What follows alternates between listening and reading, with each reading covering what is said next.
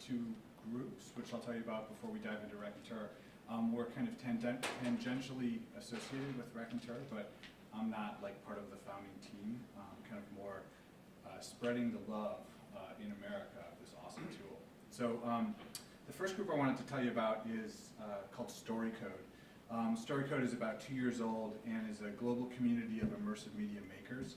It grew out of the transmedia space, and about a year ago we open sourced the idea and really didn't even turn it into like a nonprofit. It's really just more of a movement, and it's really about connecting storytellers and technologists and getting them talking earlier in the process of ideation, as opposed to a great storyteller coming up with something and saying, I've got to go find a technologist to create it.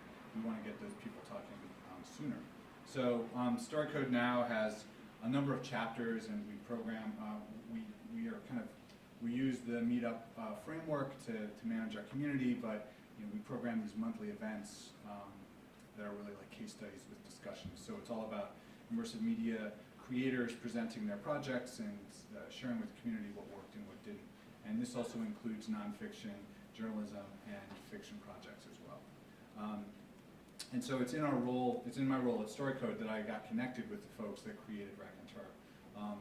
Storycode Paris is organized by the group that developed Racontr, and so that's kind of how that connection was made. But in the process of doing Storycode and then my own immersive entertainment studio, Murmur, we were exposed to a number of interactive storytelling technologies, and so the idea here is that, like, so for instance at Murmur, we're storytellers and developers, and so we're developing our projects, coding them from hand, developing them in code. And so, for instance, this is a project called Him, Her, and Them. It was the first ever social film.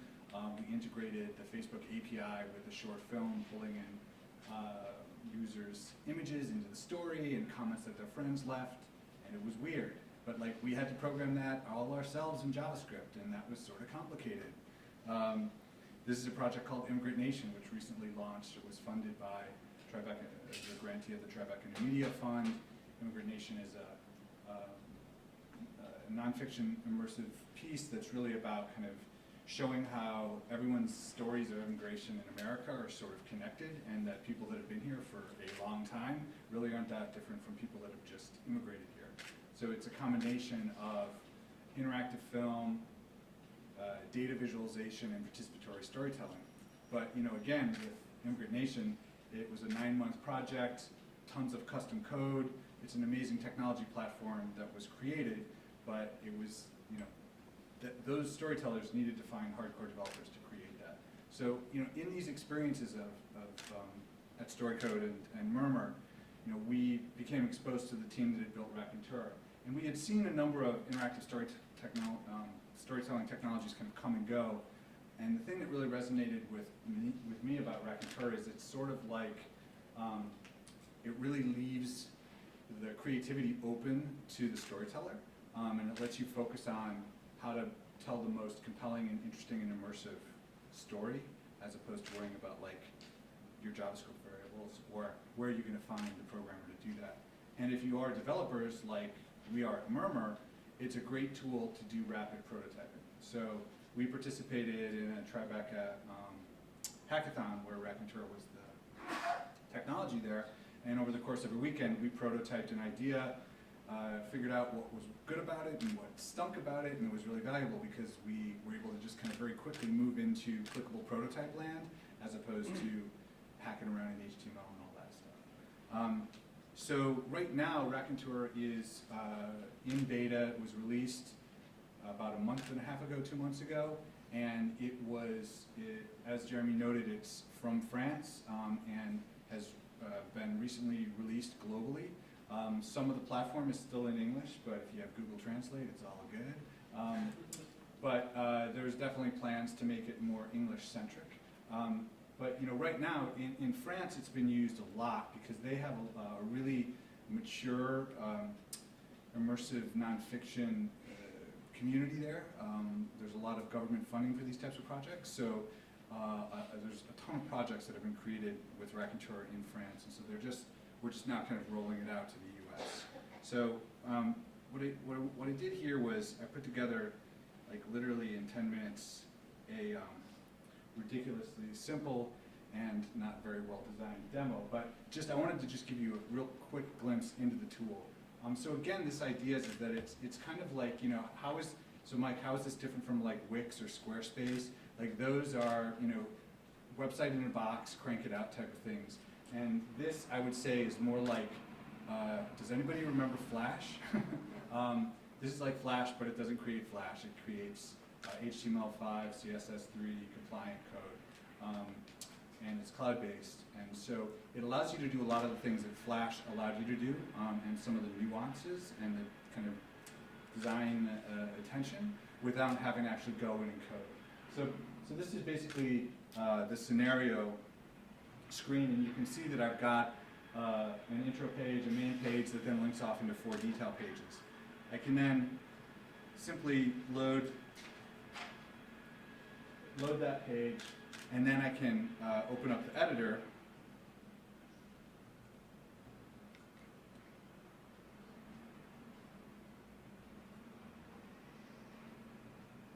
or I can go to the home page. So the idea with Racontr is that you can also have multiple projects. So right now I've just created one project, but you can have multiple projects. It's all based on a file size that you have on disk. So it's free for the first 500 megabytes.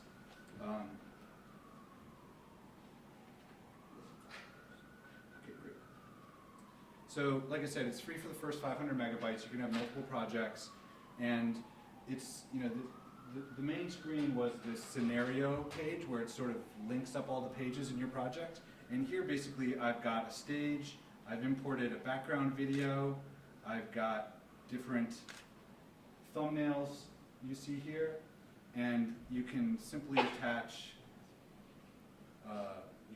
like things for the thumbnail to do if you click on it. You can create actions, you can create rollovers, rollouts, so you can create really simple actions on an image on the stage, right? So all this stuff, which normally you would have to use some sort of jQuery library to implement, you now can do visually.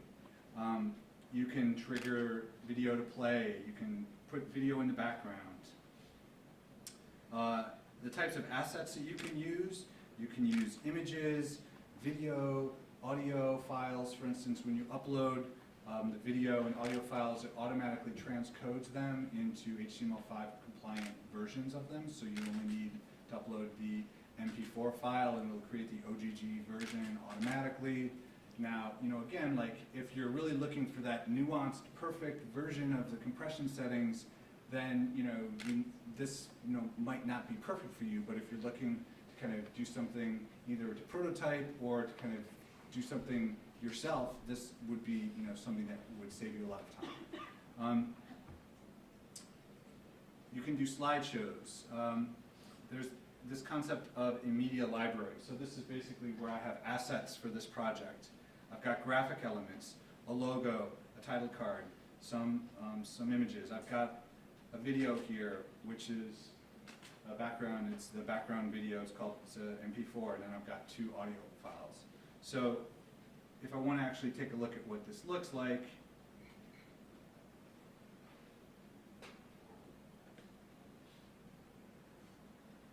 we can see that basically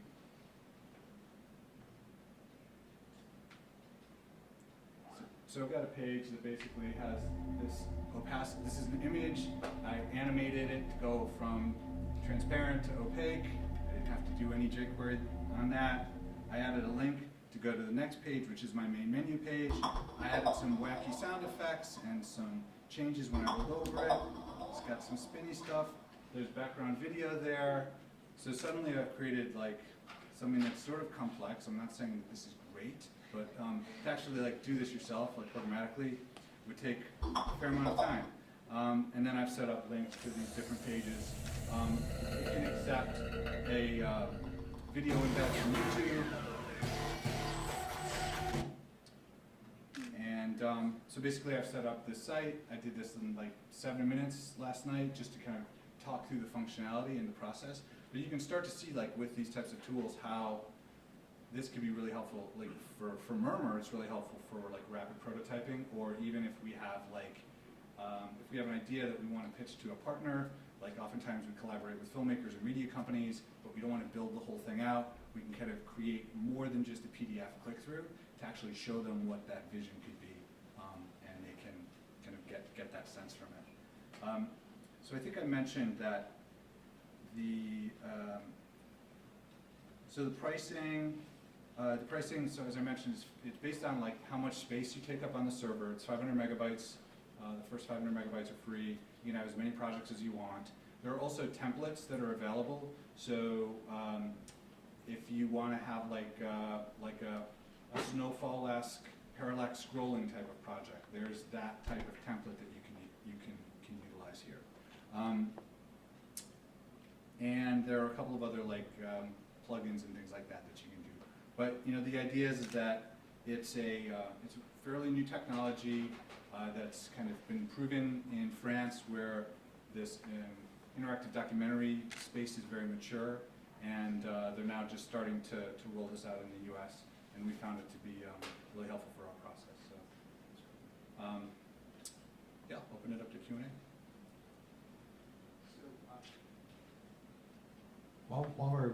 I'm waiting for a couple of questions. Maybe you could just say a few things about sort of the interactive elements. So you worked on a variety of different kinds of projects.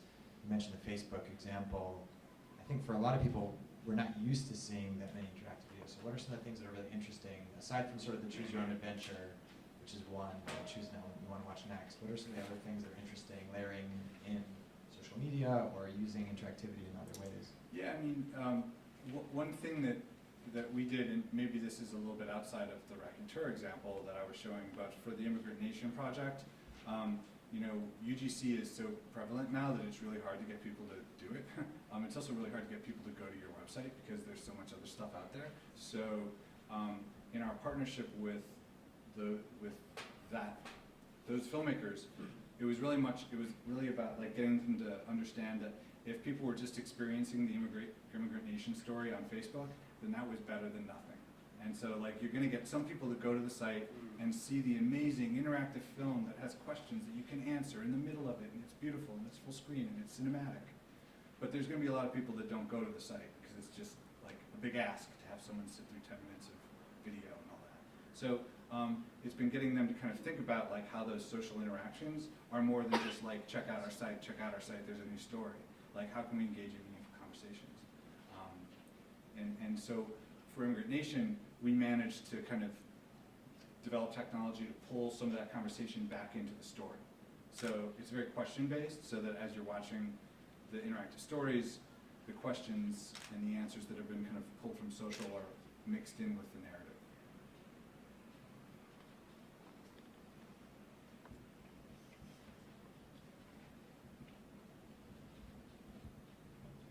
This is more of a market question, but you mentioned that the population of France is more immersive. What did you mean by that? I just meant that the market for immersive storytelling was more mature because there's been more funding for these types of projects. So there's just more of them out there. And like the idea of an immersive interactive documentary isn't really radical in France. It's fairly, it's pretty well known over there. And here in America, it's still like pretty, oh my gosh, Tribeca, New Frontiers type of thing. It's like we're cutting edge. And in Europe, it's not so much. And that's largely because of the funding from the government. So in theory, would a average French person spend more time on a website with interactive design than For sure, American? definitely. Yeah. Definitely. Just flip through a couple of those. There are a lot of great samples sure. on the Racontr site. Maybe we can just flip through all of them. Yeah, so I'll just put it on stage.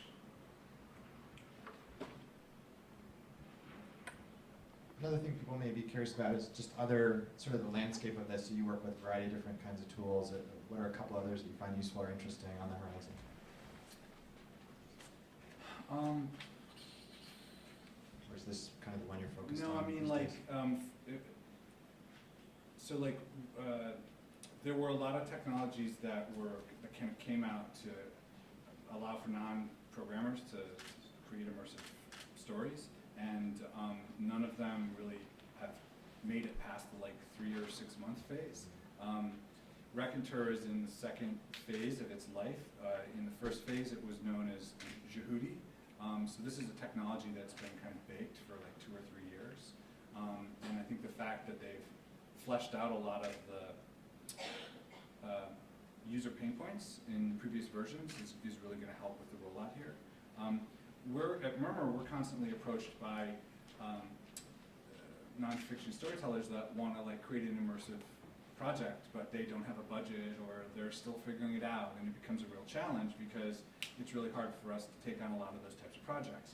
So what we're trying to do is like figure out tools like Racontr that they can either use to make one themselves or pull a team together to create one. And what you'll see is that like all these projects and a lot of the European projects that I mentioned, they're not as tricked out as like the major ones we hold up here in America as like the benchmarks, right? Like Snowfall, Bear 71, you know, whatever that like top part is. And those like benchmarks are like, you know, multiple $100,000 projects with like huge teams of really smart programmers creating that. So a lot of the projects in France are more kind of like day to day. This didn't take 9 months to create. It took 3 weeks. It still is cool. It's a much deeper experience of a story, but you know, it's just broader base. And in terms of Mozilla's Popcorn or Clint, Yeah, for sure. do you see those fitting in this Yeah, landscape? definitely. Yeah. First of all, 2 questions. First one is just simple. In France, do they say Racontr or is it Racontr to Oh, tell one gosh. story? Don't have, yeah. Because I think The that's. latter. yeah. I have a horrible French accent. It got like a D in it, and so. And I think it's cool to point out that the verb raconter is to tell one story. So that Definitely. I what mean, for drew sure. me in. Yeah.